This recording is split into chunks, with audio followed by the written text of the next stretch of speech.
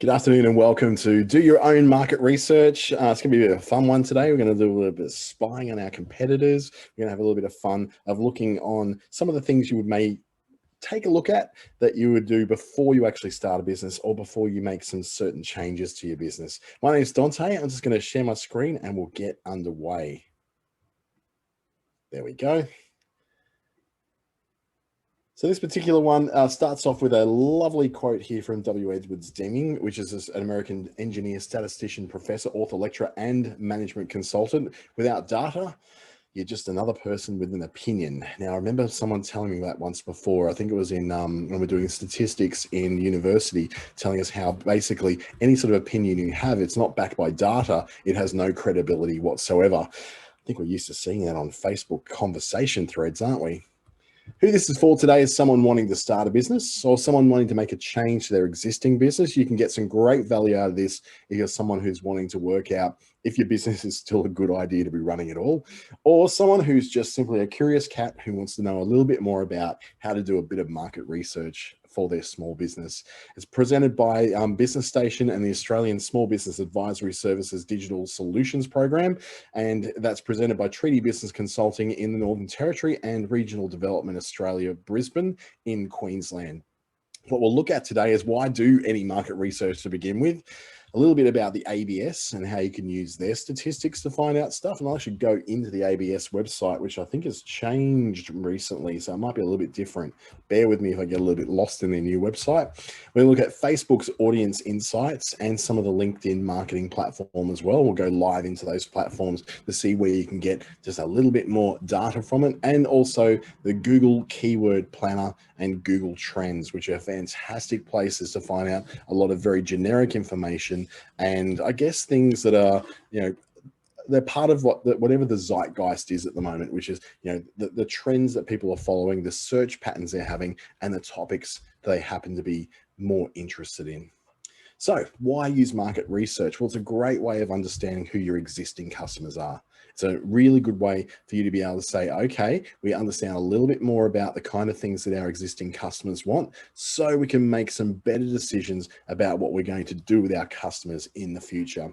We're going to look also at assessing the market to identify both the key players and those on the rise of your competitors. And this is really important because, it's all going to be this way of you going, well, I can do this thing, but who's already doing it? Who's already out there? What's currently going on in the marketplace? And what are some of the, not just competitors, but also people who are working in parallel businesses or businesses that are exactly the same as yours, but not in the same market as yours. So you can see some of those best practices.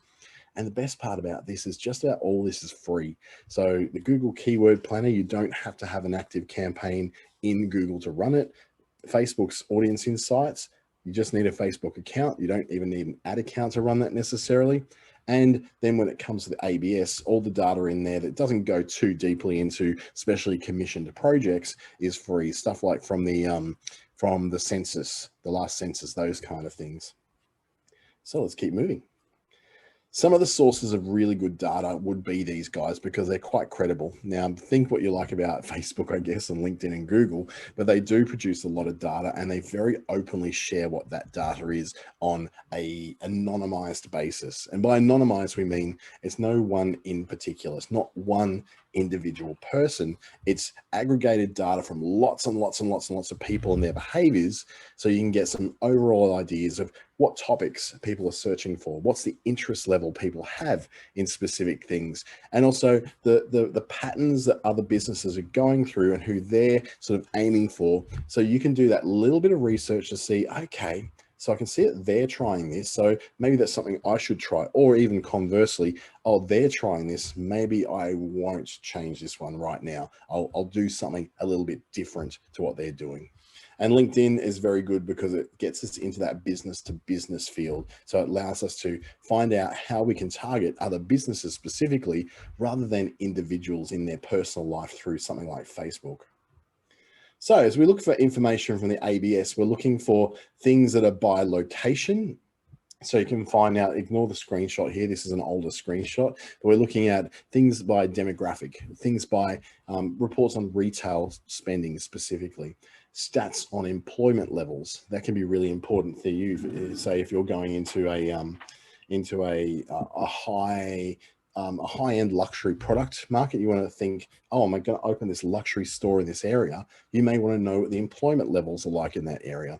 Likewise, things like income, if you're going to be doing something which appeals to people of a specific socioeconomic background, then getting information about the income level of a state or a city or a town can be really valuable to you, as well as levels of education, cultural mix, the tourism numbers in those areas, and the migration numbers in those areas. All really useful information to base business decisions off. From the business area, you can look at, well, there's specific industry insights, trade figures, what we call price index. So that's usually like whether prices are going up in that market or down in that market. Now, bear in mind that some of these pieces of data are going to be very hugely affected by COVID this year, because a lot of that statistics gathering wasn't done where it normally would be. For instance, we were due for a census this year, but instead that's going to happen next year, because this year obviously was not the year to be sending out an army of people to collect data. So once that census is done, we'll have fresh data through on everything from demographics, employment levels, income, education, cultural mix, languages, migration, and not so much on the industry insights, but certainly on those individual household insights. And then also you can look at what your market is and look at the specific place we're looking to go to and how it sits in a lot of those categories as well. So how would we then apply that stuff? Well, let's just say, for instance, we've got Twan, who's a 28-year-old Gold Coast food truck owner.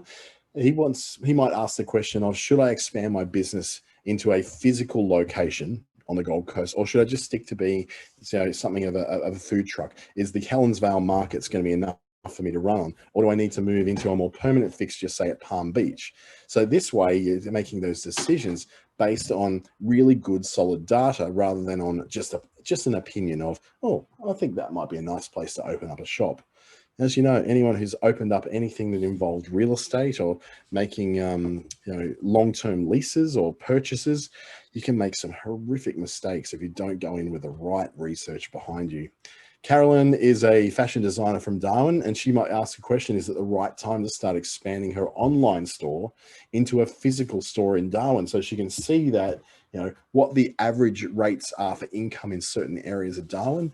She can also find out information that tells her whether that particular area is good for tourism numbers or whether it's not. Now, obviously, COVID affected, everything's a little bit different. But then we can turn to someone who, like Ambrose, is a business development manager in construction. He works for a construction firm, so he's all about property development and working towards getting new properties developed in areas of Perth. He might go there to find out if businesses and corporations seem to be investing in infrastructure and building, whether there's industry insights that could tell you more about how people are buying property and investing, particularly in commercial infrastructure. Then there's some information from Google Ads. So before we go into Google Ads, I think I might actually pop into the ABS. So I'll open up a fresh window here, and we'll go into the ABS to actually have a look at how you can get that information from them. So we go abs.gov.au.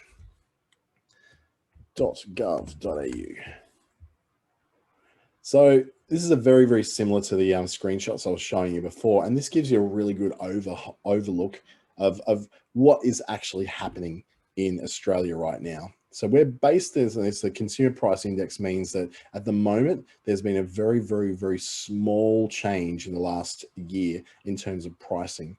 The average weekly earnings, it's telling us $1,713.90. That's the average. But the employment rate has gone up significantly now to 7%. Now that's come down a long way. We actually got up to around about 12 there at the moment in the height of COVID. So it's come down significantly. An estimated population of 25,649,000. We're expecting that might actually jump over the 26 million when it comes to, or actually might be a decline because so many people have left Australia during COVID. So we may actually have a decline in population when we have that. Now you can look around and look at all these different things. You can look at census data, so we'll pop in there, and it gives us a bunch of very specific searches we can look for. So we can read more about, the tests that they ran about census, but what we might want to look at more about is these searches by geography. So if we look for advanced search by geography, we're going to look for something like maybe a postcode. So this last census was 2016. That's the information we can get. If we search for maybe a state and a suburb, so we look for, let's pop into Queensland. Pop into Queensland, we're going to search under F. So we're looking for Fairfield in Queensland, which is a suburb of Brisbane. It'll show us where that is. And it's now given us a little bit of a profile about Fairfield. And it's also giving us some quick statistics about that particular suburb as well. So it's telling us that it's slightly more men than women living there. The median age is about 30, so it's a fairly young population in Fairfield, which I was quite surprised with. It's quite an established area of Brisbane, but there are families with children. The average for all families is about, well, for all people in all households, is about half a child, but it's nearly 2 children for those who do have a family with kids. You can see that there's average people per household is 2.6, so you're getting a lot of housemates in there, and the median weekly income is actually around about the average weekly income for most of Australia. We can see how much they're roughly paying for their mortgage and for their rent. So you can see $390 rent. So if you look at that and go, actually, that's probably not too bad when it comes to rental in Brisbane. So we can tell that this area probably has a fairly decent level of disposable income. What it generally means is that they're not paying too much rent, then they're not in a position where they're having to worry too much about not having money to buy other things. So for you, as someone who wants to open up a business, perhaps a cafe in the area, you know that people, they do have motor vehicles in there, but it's not like they've got, 2.6 people in a household, but only 1.6 cars. So people are not going to be as capable, if there was an equal amount of cars to people, to be able to go just anywhere they want to go to have a coffee outside of their suburb. So you might say that that data can tell you that there's a likelihood that somebody in that area may want to go to a very local cafe perhaps, and having a little bit of a weekly rent of $390, whereas their income per week is $17.19. There's a bit of a difference there in terms of renters having a fairly good disposable income to spend with. So they're the kind of decisions you can make based on the most basic of data that comes out in those quick statistics. Now we can go down and look at the breakdown of the ages of people, whether there's a population of Aboriginal and Torres Strait Islander people in there, about 1.2% of that particular suburb is. But then we start to look at things such as the age of people and where the gluts of those ages are. So you may have an age that says, say, for instance, there might be, the glut seems to be in the middle here between 20 and 24 years old, which is interesting because this is an area that's quite close to a university. So we're finding a lot of people who are living in this suburb are in that university age of 20 to 24 as well. And as we go down a bit further, we're getting then young professionals and more young professionals here. That's very much a young professionals kind of paradise, and they love their smashed avocado on toast, I'll tell you that much. So opening that cafe may not be too bad an idea.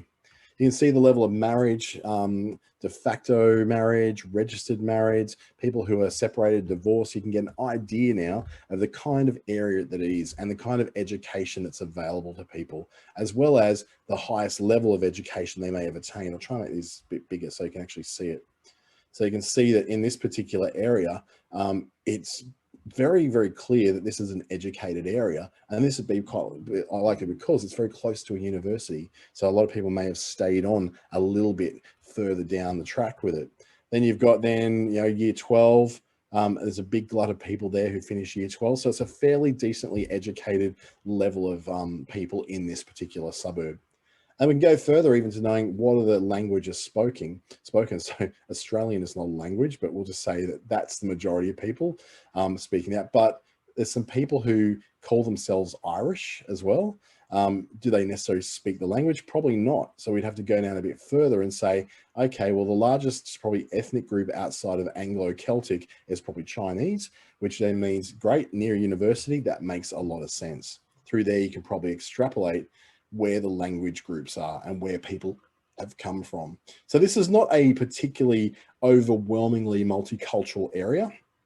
Very typical for a suburb in Brisbane, but it does have people from a variety of different places. We're starting to see pretty much Southeast Asia and China as those main areas outside of the Anglo places such as New Zealand and England.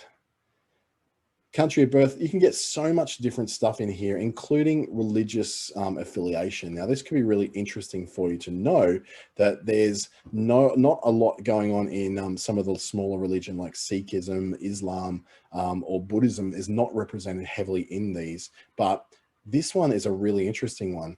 The biggest area of religion is no religion, which comes with a lower a lower age group area and very close to a highly educated area and a big university or a couple of big universities.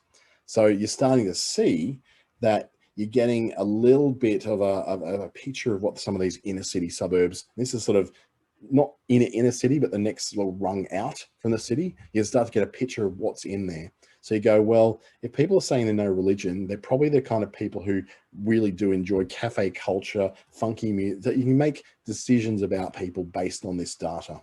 So this is why I'm always popping in to look at sort of areas I'm looking to start marketing towards, is to get a really good picture of who is in those areas. So I can choose Facebook ads based around them, target people in postcodes in Google as well, based upon those areas that I think are going to be particularly useful for my particular business model or for the business model of a client, which is quite often opening up things like cafes or opening up things like small alternative retail shops. When you've got things like that, you've also got that ability for people to go, oh, okay, I get this, I understand this. This is something that matches my business in that population. Now, I may go to another suburb a little bit further out. Let's just say, for instance, we'll go to Gatton, which is a lot further out. It's actually outside of Brisbane on the way to Toowoomba. This is a very different demographic, a very different area. And we're starting to see that median age is not glutting towards that middle bit anymore, even though 20 to 24 is one of the big areas, because there is a university campus out there. Let me just bring this up a bit bigger for you. But then it's that post-university then where we get the biggest glut of all. And this is quite largely because it is a very agricultural area, and it's a place where there is a lot of like light industrial going on around that area as well. So it's a great place for young buyers of real estate to settle who want a little bit more room to move. So again, I can go down through all of these and figure out that there's quite a few married people in this, but almost as many never married. So there's an interesting about, you can almost say 50-50, even though it's 41-40 of people who are married or not married, and how that sort of affects the economic makeup of that area. So if we go down a little bit further, we can see that it's not as much of an educated area, only 11.3%, as opposed to year 12 finishing, which is the largest area there. And then people going on then to year 10. So we're seeing a very vastly different level of population here. So maybe opening up a very cool little hipster cafe in this area, because that cafe culture being largely grown out of universities, it's probably not the number one place you want to go to open a hipster cafe with Smash Davo, for instance. Again, very, very white area. The Ancestry top responses, all the top 5 of them are all very white European. But then we see some people who are coming in, say, from Taiwan, and that'd be because of the agricultural university presence that is in that area as well. Going down further, we can start to see that when it comes to religion, there's actually a higher percentage of people in here who do represent themselves as being Catholic or Protestant. So Protestant being the 829 there, the 593 here, but the no religion at all. Yes, while it is the biggest single segment, it's by no means like in Fairfield as much higher. So way, way higher. It's like about 40, I think it was about 42% as opposed to 22. So you're starting to see really different mixes of people in different areas. How that affects your business and the decisions you're making, completely up to what your goals are. So you'd have to look at what is the kind of person who is much more likely to want to buy the products I'm selling or to take on the services that I'm selling. And then you reverse engineer it back and say, okay, if I know that they're generally a 35-year-old woman who works a full-time job but wants to do a side gig and she needs a little bit of financial counseling, which is what I do, well then great, I can find those people by looking through stats like this and going, where is that woman most likely to be? Is she most likely to be 35? Well then, how many people within that age range who are women? So it's this kind of range here, the 30 to 34 and the 35 to 39 in here, how much they make up. So 7, 8, 9, 10, 11, 12, about 13-ish%, just a little bit over 13% of the entire group is that. So is this the best place to go? Maybe we can look to somewhere like Hamilton in Brisbane, which is closer, or Newstead, where we may find more people that are much more close to that kind of demographic and target those. So these are the kind of decisions you can make on the most basic of basic data that comes out of the ABS. I'm not going to labor the point too much in here because there is a lot of data you can find. Now, I haven't logged in to get this information. This is completely open statistics. But you can go further into their other statistics and look at economic performance. You can look at the price indexes, the national accounts trade, probably looking at things like employment is very important for you to look at overall, but you can see employment and unemployment as general patterns within each area, even in the census data. If we look at employment and unemployment, we can look at the labor force and its breakdown, the sort of sectors that people work in, and the job vacancies that are currently running as well. So it's interesting that we saw that in seasonally that the job vacancies have gone up quite substantially. And a lot of that's because Melbourne's opened again. So we see here job vacancies dived during COVID and then jump back up again now that Melbourne's coming back online and the rest of Australia is coming back to a relative state of normality. Really interesting, isn't it? How that is like very much what happened right there in the middle of COVID. And it's showing us statistically that, you know, it wasn't just a weird thing that happened. This was a very real thing that had real impacts on people's lives. So that's the ABS. So it's its own real, you know, big pool of data that you can get all sorts of stuff from that helps you make better decisions about whether you start a business, whether you want to expand a business, or whether you want to go as far as saying, okay, I'm wanting to add something different to my business. So I would always go in there. I'm going there constantly every week. I'm a big user. In fact, I'm an ambassador for the census in 2021 because they've got a national TV ad campaign that's going to be running. It's got me in it. I'm saying how I actually use census data all the time to make decisions about my business and whether I actually started up my initial business because of census data. So yeah, look out for that on TV. It's coming up in the next couple of months, I believe, and a bit on Facebook and LinkedIn as well. Blatant self-promotion there, I know. When it comes to Google Ads, you can get information from them without actually advertising on Google. Now, you do have to set up an ads account and you do have to pretend to set an ad on place. But what you do once you've done that, you set up an ad and then you immediately turn it off. So that's always really fun. You get to turn off straight away. You don't have to worry about anything going on or anything happening. It's not going to charge you anything. It's just so you can get that account with Google Ads to get this amazing tool called the Keyword Planner. What it allows us to do in the Google Ads platform is to narrow down information to your market specifically, whether it's a particular town, a particular state, a territory, a country, or even a group of countries all in one piece of data. If you're looking to do something perhaps in more than one country, maybe the whole of Southeast Asia, or you're advertising to America and Canada and perhaps Mexico as well.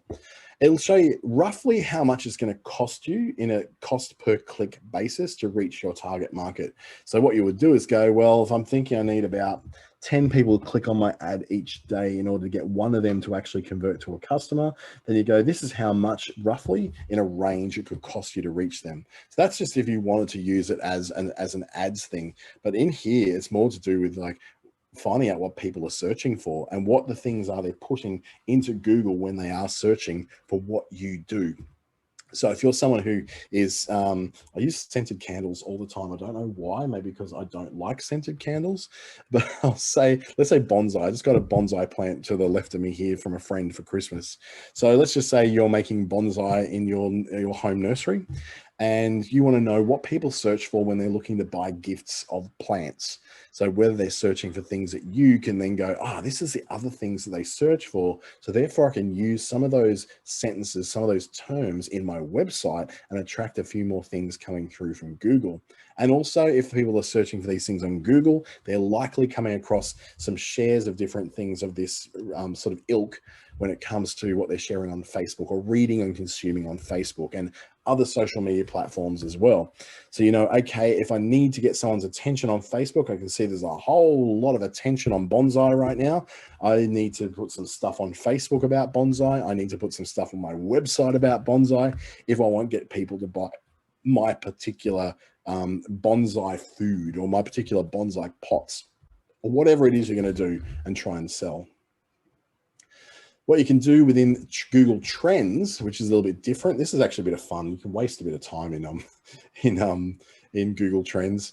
You can compare within your market, like, so again, city, state, territory, country, it'll narrow it down for you. And you can see what people are interested in and then compare them in a sort of like what's hot and what's not kind of thing.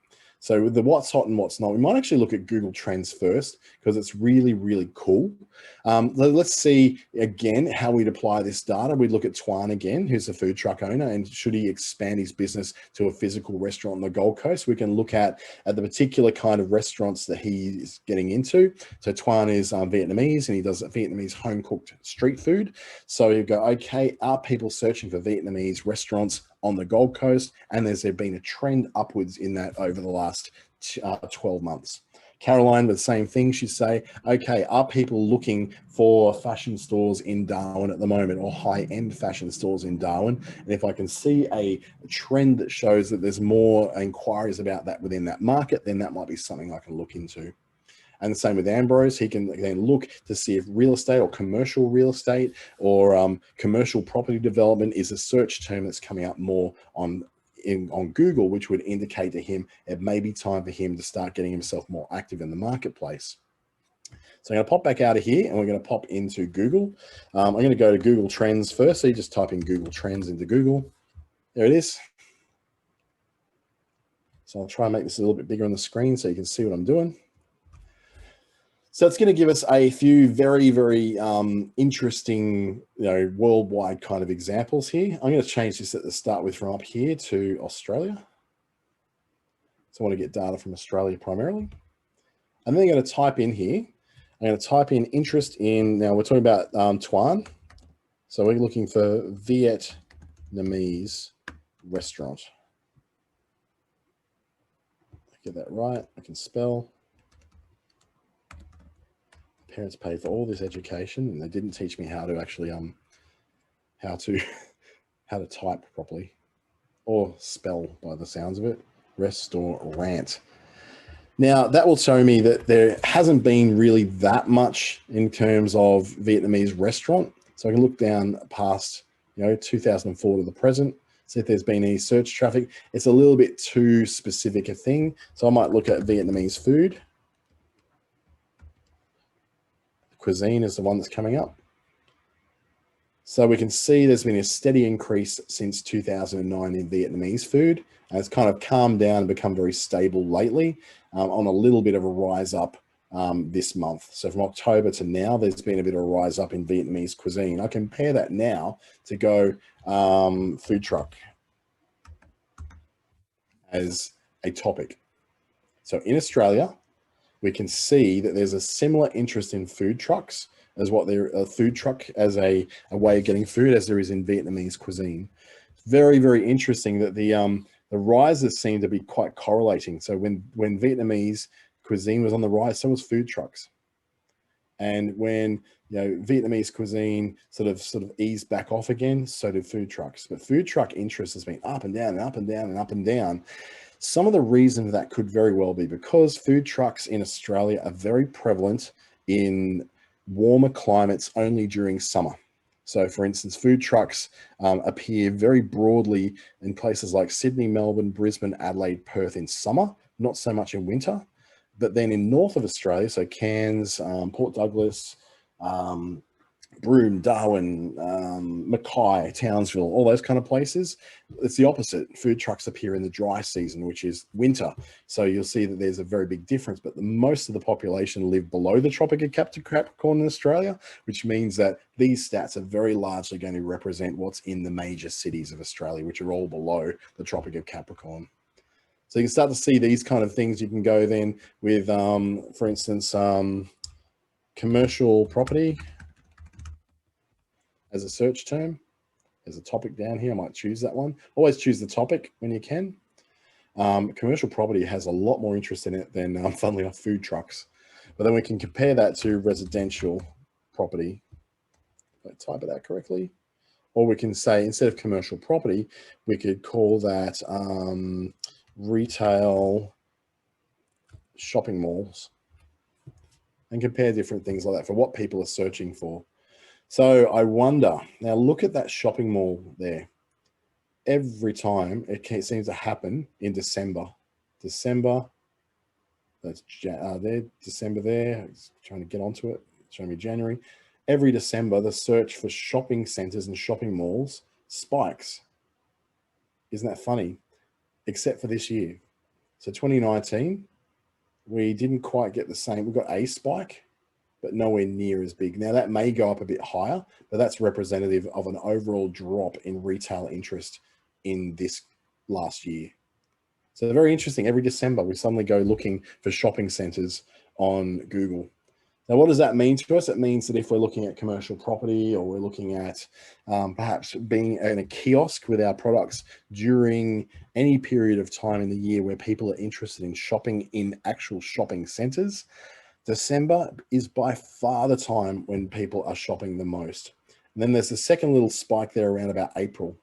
Christmas, Easter. Isn't that funny how it follows the holidays? And you'll find there's probably one around about September, which is when we're starting to lead towards some of those end of year and Black Friday advertising sales. So it's almost like clockwork, isn't it? Every December we go looking for those kind of things. So if you go, then what is the repercussions for me as a business owner? If I'm going to be in a shopping center kiosk at any time, I really want to be in there in December, because that's when everybody's shopping apparently. But then also in Easter is another great time, another very good time for people to be spending their money. So these are the kind of things you can get from Google Trends. You can then compare things like, we can say activewear, if you're trying to sell some activewear online. So activewear, sportswear clothing, that would be probably the closest one to it. And we can compare that to something like, let's say, for instance, instead of shopping centers, we'll say cosmetics. So you can see where the cosmetics versus activewear sits. So cosmetics is killing it over activewear. So generally cosmetics. Now look at these patterns again. We're seeing this pattern of spikes. October, October, October, October. Isn't that funny? Spiking in October. So what happens when it comes to cosmetics in October? Black Friday sales. That seems to be the time when we're starting to do a lot more. And this is just within Australia. Remember, we're not looking worldwide. We're only looking within Australia. And we can break this down even more to see where the interest lies for those different things. So we can see there's slightly more interest in sportswear as a percentage in Tasmania as there is in Victoria, for instance. And you can get an idea of the kind of levels of interest there are in there. So cosmetics are very, very much a stronger thing to be getting into in terms of the demand for people to buy it than sportswear is. But there's still this undeniable trend. October, October, October. There's another thing that happens in October. It's like change of season. We're coming out of the springtime, we're coming into the summertime. So it might be that time of year when you're going, this is when people are replacing their makeup. So if you're selling any sort of natural care makeup, any sort of foundations, any kind of skincare stuff, October, since around about, it sort of all began back in about 2011, this pattern where people, and that's around about the time when Black Friday sales started to sort of appear in Australia, not to the level they are now, but they sort of just started. It's when, pre-Christmas sales tend to happen. So we know as shoppers that this is the time it all happens. So we're going and searching for those things. So it's really good to know if you're selling that kind of product, what is going on Google and what are people searching for? And people searching on Google are most likely searching to shop online, not to shop in a physical retail store. So you can make some really good market research out of this and go, look at this pattern. Now, activewear, as you can see, doesn't seem to have the same sort of spikes going on. It's got a couple of spikes here and there, but there was an interesting spike in it in April this year. And I would think that some of that's got to do with the fact that a lot of people were doing work at home workouts. So with that sort of thing, they wanted to go and buy things like gym gear inside the house. That was the sort of stuff that Kmart was selling out of crazily. Like any sort of workout at home stuff, that's what they were selling out of. So that's April 2020 is right when COVID hit us in the head and Melbourne started to have some, Sydney initially started to have some problems. So you would have seen a bit of a spike then and a slow decrease as things started to open back up in Australia as well. Fascinating stuff in here. It's absolutely fascinating, the kind of information you can find in here, just on anything you want. You can then do a third comparison if you like.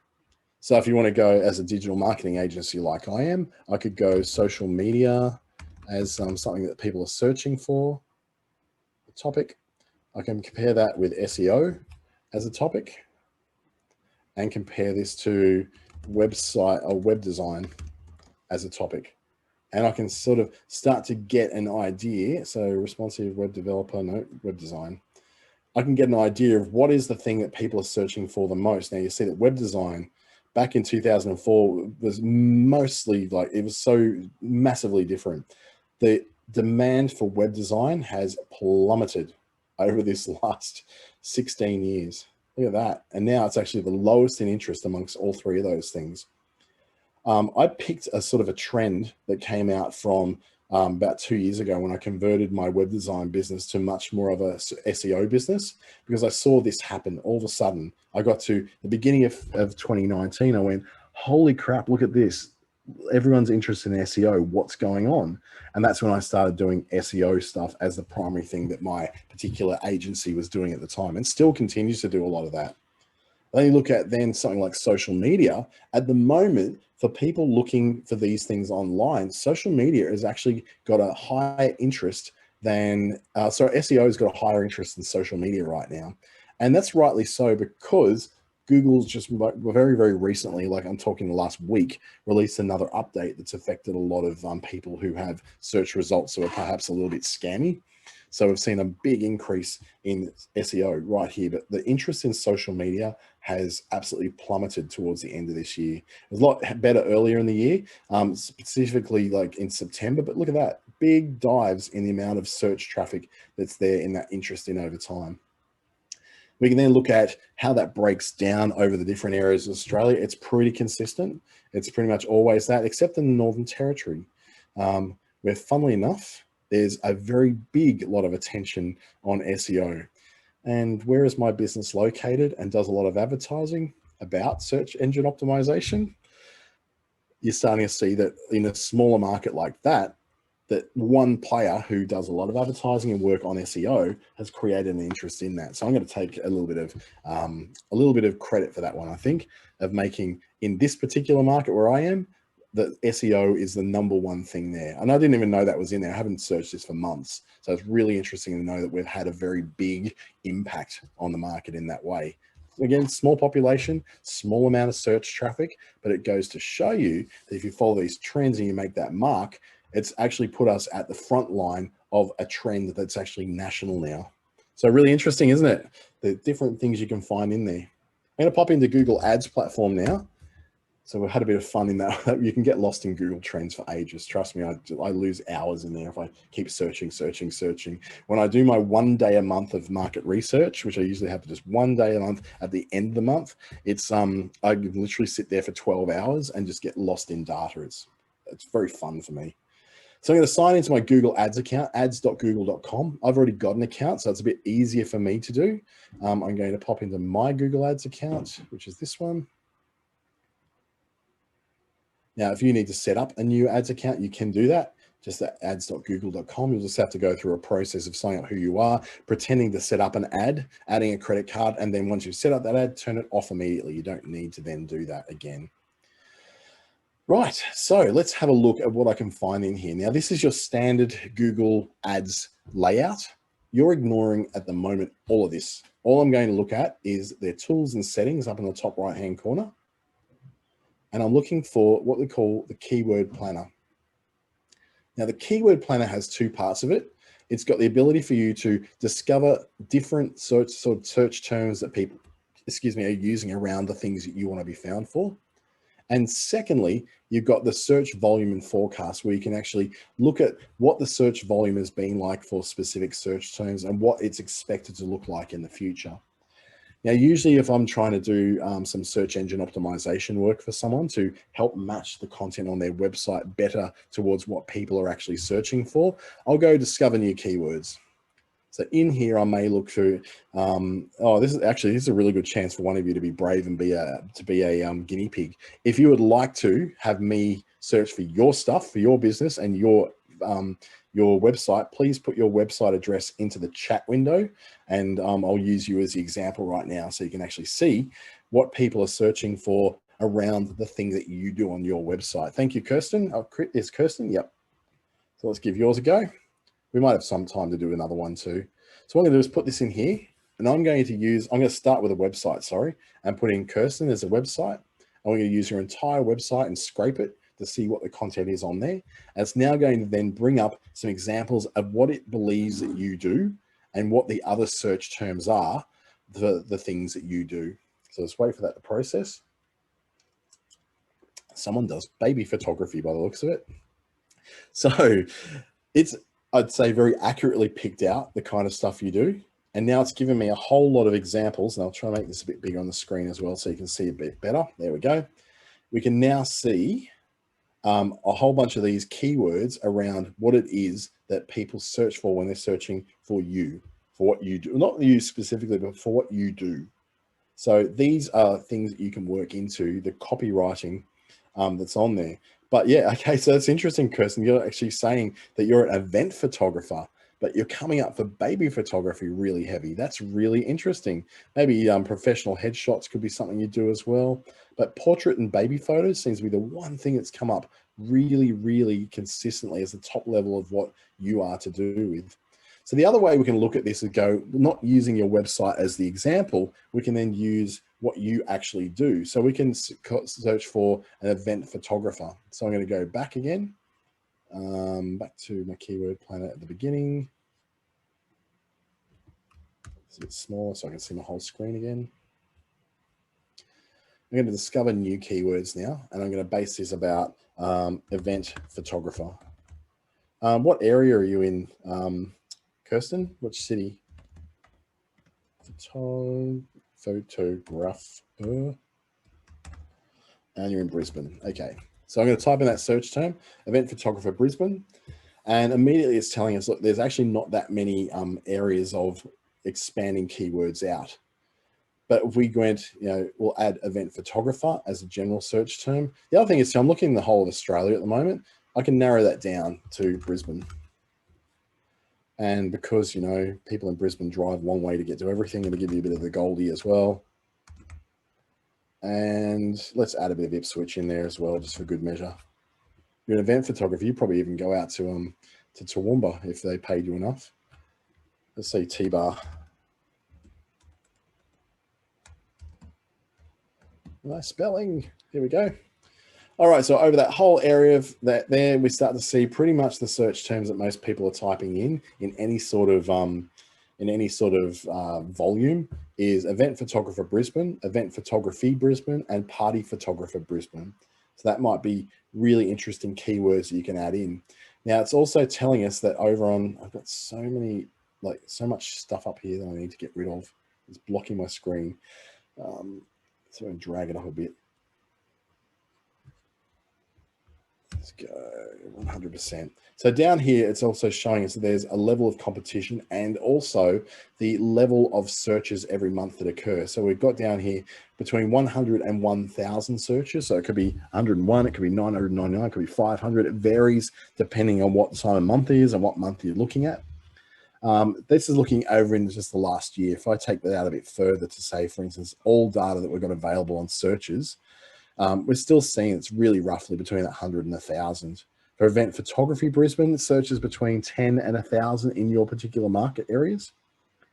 And if you were to pay for Google Ads, this is roughly how much it's going to cost you per click to be at the top of the page at the lower end when there's not much competition going on. But if there's a lot of competition, about $4.68 to pay for that. So you can see there's definitely some room for you to do that. That's not completely out of the realms of normality for cost per click for people who are interested in what you do. But it does tell you that the searches are very limited, and it's been pretty well educated. If someone's looking for someone to take photos at their event, they do type in very few different things to get there. So you just going event photographer Brisbane and basing your website very much on these search terms and words, even making it so that the first thing they see when they drop into your website is those words, event photographer Brisbane.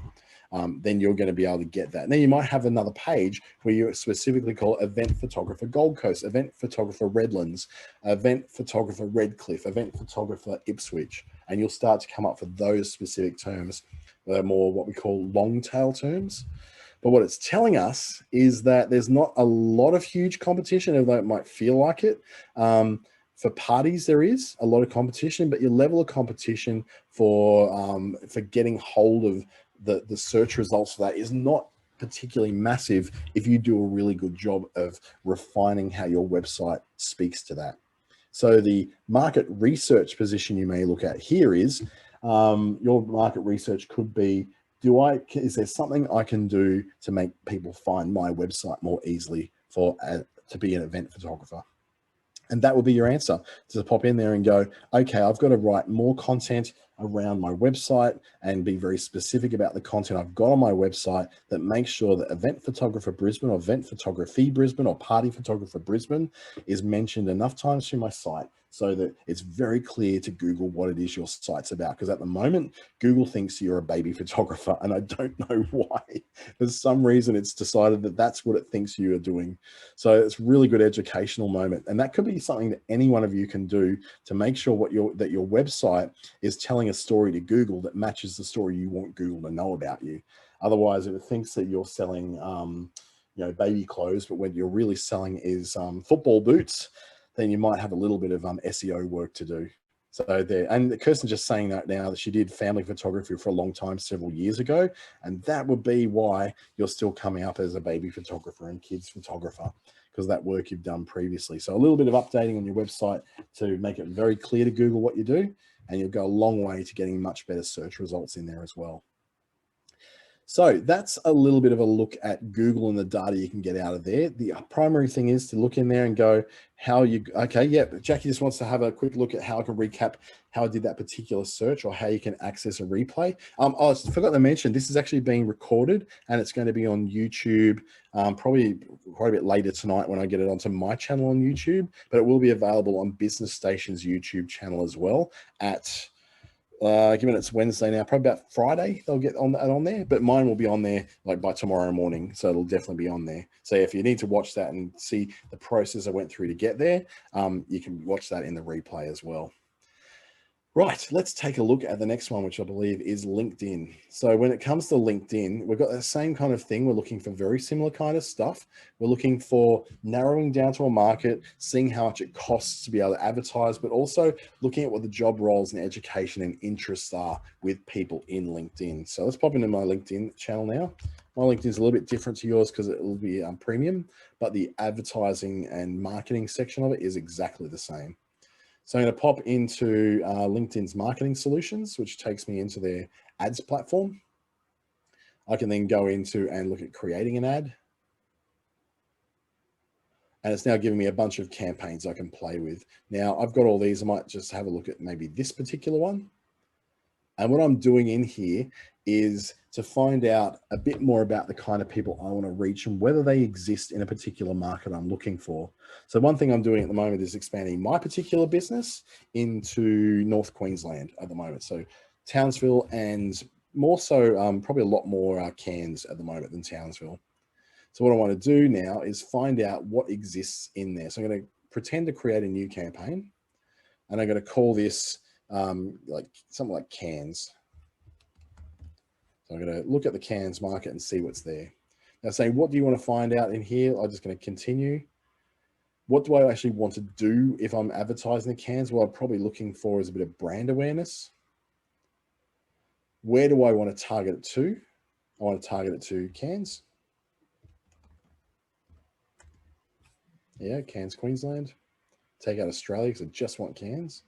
So it's telling me now that in Cairns, about 55,000 people, just slightly more than that, are on the LinkedIn platform and active on it. It tells me roughly how much I'd need to spend to get a bit of a result in it. So if I want to get that many clicks on my website, it costs me that much. I'm not looking to advertise just now, maybe for 7 days. It's still going to cost me a fair bit to advertise on there. But that's not what I'm actually looking for. That's telling me, yes, there is definitely an audience that exists on LinkedIn in my particular market that I'm choosing. So I'll keep on going down.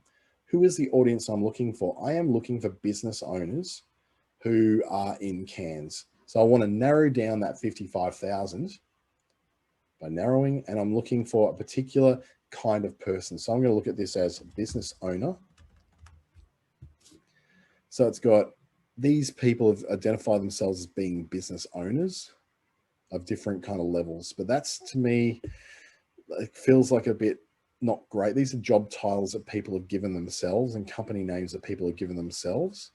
So what I really want to look for is maybe a little bit of a mix of that. So I'll look for business owner as not a company name, but maybe as a job title for a small business owner. Look again for business owner again to get a few more ideas in there. Owner, business process, independent owner maybe.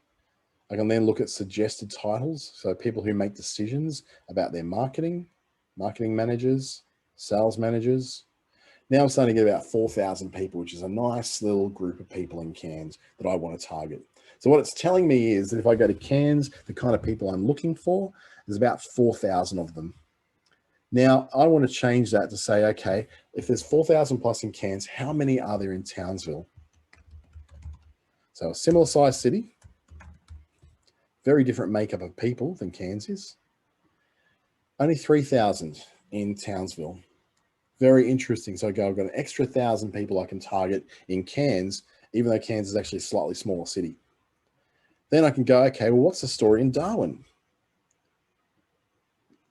2,100. So I'm starting to see that there's actually a smaller amount of them in there. So let's go down south to maybe Bendigo in Victoria. Bendigo, Victoria, 1,200. So you can start to see some patterns here. Let's see the Gold Coast.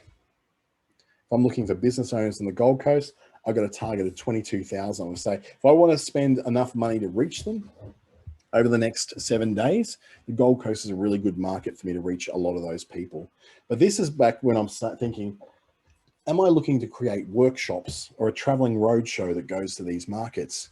Is there enough people to justify me sending my team to Toowoomba to reach business owners? Well, there's 24,000 of the feeds in Toowoomba. It's a big town. So, yep, it'd be worth sending my people to Toowoomba. Is it worth sending my people to Dubbo in New South Wales? About 24,000 as well. Very interesting that we're starting to get some real, that's actually adding people on, sorry. Dubbo is more like 580. So I've got to remove the previous ones. Let's look at Toowoomba again.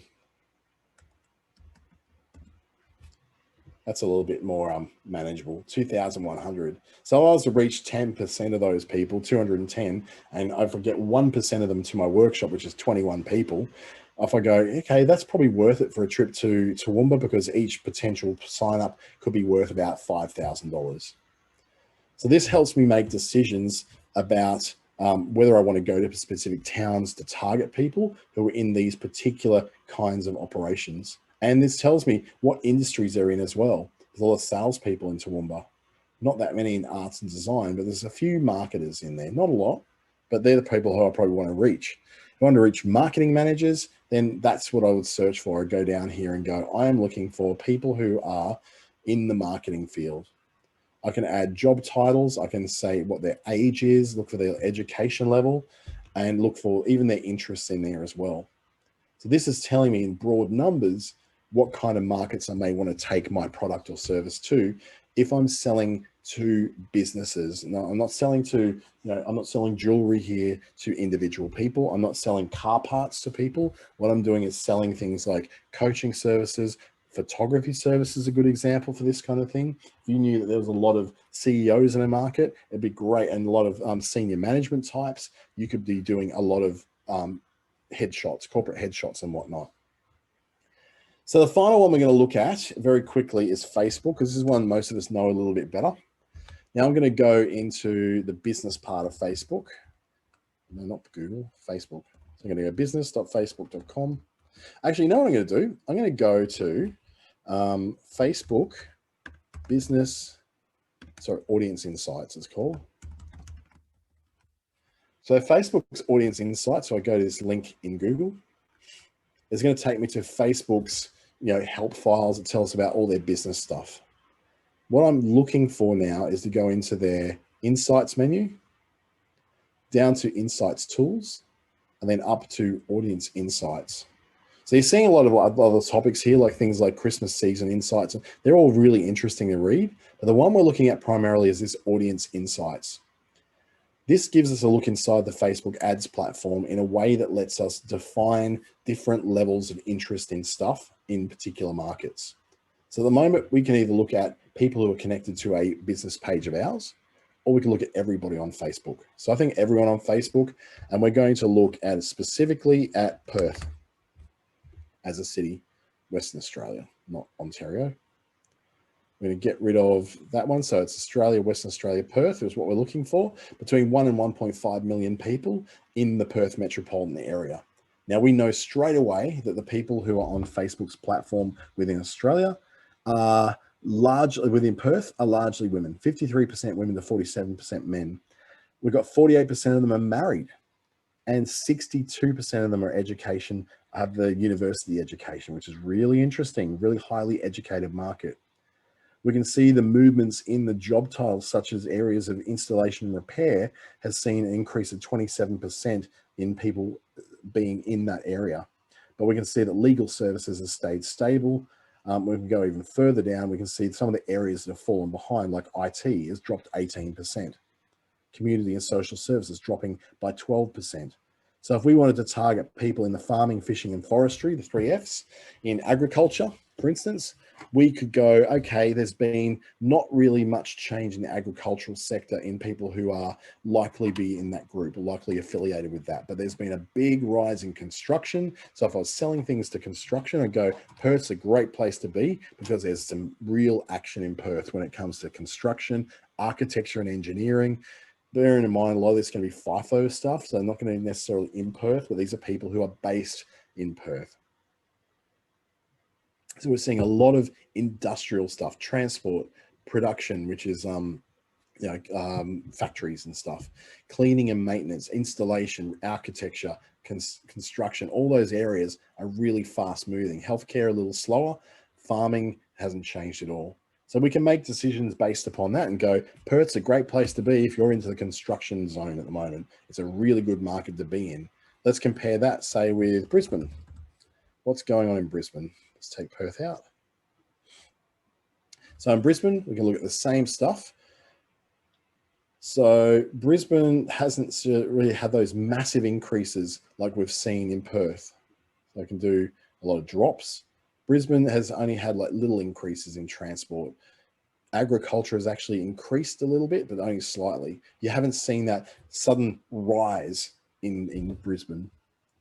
Now you probably see in Victoria, that'll be very different again, but it tells you where the growth sectors are. Now, 6% is decent growth, but 1%, not really. I'd say that sales roles are not very big in Brisbane at the moment, but they're certainly bigger than what they were. They've taken a rise in the last month, particularly. Further down that data, we can start to see some interests that people have. So if I'm going to go into Brisbane, I'm going to use your example again, Kirsten, interest in events. So the interest of events, so people who've shown some sort of interest in events, is actually very low in Brisbane at the moment in that complete area. But we might want to search that out to a bit of Gold Coast as well, Sunshine Coast. So it's saying that really when it comes to events in general, there's not a huge amount of interest, but if we then offset that with an interest in photography, we start to see some data starting to drop in. So we're seeing now that it's definitely a highly women influenced area. Probably no surprise to you there. It's an area which has still a high level of people who are both university educated and married. And the jobs that people who have these interests are in is very heavily influenced in sales at the moment. A lot of people in sales, and it's quite a fast growth area. Now that will be because people want headshots for corporate events. They want corporate events looked at. People in sales generally want lots of photos taken because they can use that in their sales materials. Your community and social services are coming to that point where they're starting to get all their materials together for their end of year reports and getting ready for the end of financial year stuff where they're going to have all their annual reports produced. So they're starting to look at photographers as well. Education and healthcare, all in the same boat as community services and restaurants. Restaurants is an interesting one. They're all coming back online again. So you'll start to see an interest in photography for restaurants just a little bit. And that'll be largely affected by places like the Gold Coast, where so many restaurants were closed for so many months. So you can start to get lots more detail in there of the kind of things you'll be interested in. If I was to pull out all those markets and now just go for, let's just say, knowing if people in Adelaide are looking in that age range, women, we're going to choose, and we're going to take an interest of cosmetics. So if we can see whether there's a bit of momentum there with cosmetics. Now, 48% are married, 65% are university educated. And we're starting to see that in these areas with that interest in Adelaide, there's been some big rises in that audience for interests and work within these areas. So those areas that were really low in Brisbane and especially in Perth are much higher and on the rise in Adelaide. So you can get lots and lots more of that kind of stuff. In here, these kind of people, we can also see the kind of pages that they tend to like. So this gives you an idea to see if I'm selling cosmetics to these women in Adelaide, what are the other things they like? So I can go, they're into Michael Kors and Chanel and Louis Vuitton. Yeah, naturally. They're into these publications. They are into these news websites. They are watching this TV channel, whatever that happens to be. We can see that they like these particular pages. That gives you an idea of the kind of aesthetic, the kind of look and the feel and the interest they have. So you can go, if they really like shine, I want to make sure that if this is the audience I'm reaching, they've got stuff that kind of looks and feels a little bit like Shine or like Kayla or like Michael Kors. Doesn't have to be super high level expensive, but you bear in mind, this is the kind of stuff they already like. So it wouldn't hurt you to make things look a bit more like that stuff is. So as you can see, you can make a lot of decisions based upon the data you're pulling out of all these very free platforms. And once you bring all those things together into a spreadsheet, you can start to see patterns starting to emerge. You start to see, things are going on in Perth right now that are worth looking at. Things are going on in Alice Springs and Catherine you may be able to look at. Or maybe this is not the right time to be investing in high-end luxury products when it comes to Brisbane, but I might be able to see what with the reopening of interest in some of these areas in the Gold Coast, maybe that's where I'll go to open up something a bit more high-end or a place to take my home business to. So that brings us to the end of this particular one. Thank you so much for joining me, and I hope you got something really great out of that. Remember, you can see this again on the YouTube channel for Business Station, but I'll have it on my own Dante St. James channel a little bit later tonight as well, so you can watch it again. So thank you for joining me. If you're watching this on YouTube at the moment, please comment below if you've got any questions, and I'll hopefully be able to get back to you very, very shortly with that. Have a great week, and I'll see you in another webinar. I've got another one tomorrow. I can't remember what it's about, though. I'll just rock up and start the presentation, I guess. Have a great day.